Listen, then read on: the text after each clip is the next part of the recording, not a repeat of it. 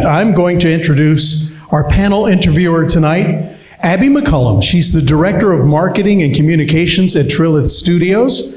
She's a Fayette County native who currently serves as a wish-granting volunteer for Make-A-Wish, Georgia, and sits on the Children's Healthcare of Atlanta Southern Crescent Community Advisory Council. Say that 3 times fast, huh? She and her husband, Matthew, who's here tonight, live in Sonoya with their young son, Logan, and five rescue dogs. That's a lot of dog walking through the week, so she made some time from the dogs to be here tonight, and we're so glad that she is. Ladies and gentlemen, on the very end, Abby McCullum. Thank you so much. It's an honor to be here tonight, and thank you, Bren, for asking me to do this. Tonight, we've got some really incredible stories. Bobby, do you want to tell us about your experience? Sure. Well, good evening, everybody. My name is Bobby Quinn. Thank you for coming today.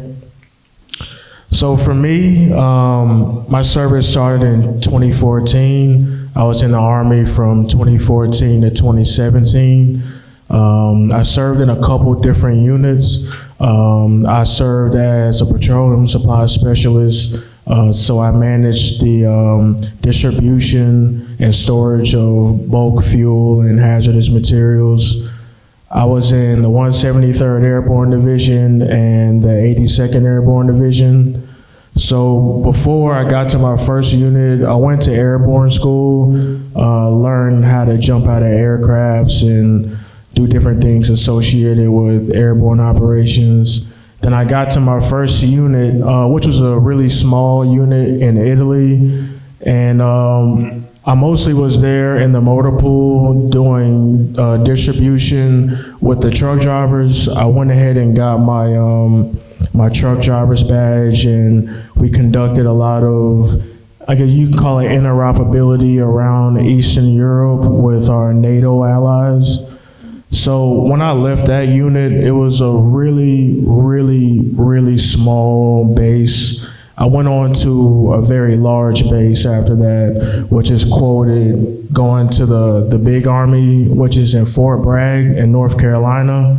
So I was there towards the end of my service, and it was about 100 times the amount of people there. And primarily while I was there, we mostly just focused on like the daily operations and readiness for deployment and things of that nature. But when I did inevitably leave the Army in 2017, I didn't really have a plan of what I was gonna do or what was next. I did wanna go to school, but I didn't prepare early enough to seamlessly make that transition. So in a short period of time, I needed to figure out what I was gonna do. So the only thing I really had was my military appearance, and then I had all of my certifications and licenses and things of that nature. So I went ahead and I went to movie studios, and then I started being an extra in movies as a military person. So I did that for a short period of time. It served its purpose for that period, and then I moved on and reached back out to different jobs that I had before the Army. So I was just working part-time in retail stores, things of that nature.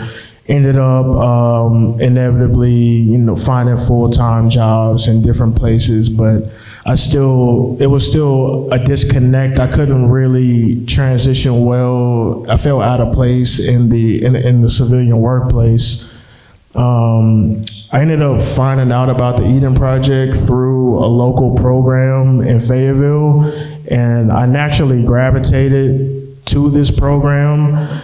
It has service members at different capacities, first responders, veterans, but everybody had a similar experience in like core context. It may not have been the exact same thing, but everybody could relate to each other. Being a part of the Eden Project, it sort of bridged a gap for me. Not only did I have great support from the Eden Project as being next to different veterans, but as far as the spouses, the volunteers, all the friends, everybody involved made a huge impact on me. All in all, I was really lost, transitioning out of the Eden Project, but with the Eden Project there, they were able to offer immense support in my professional and personal life. That's amazing. What programs have you gone through with Eden Project? We can give him a round of applause first, y'all. Give him a minute.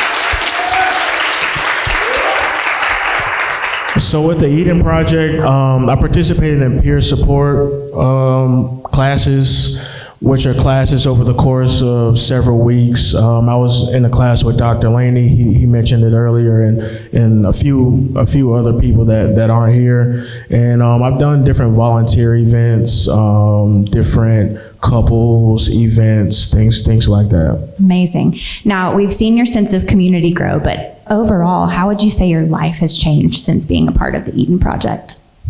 My life has changed in ways unimaginable. It's just to have a family, a tribe, the Eden Project serves that purpose for me. It just made me enjoy life a lot more. It's something to look forward to. That's incredible. Thank you for sharing tonight.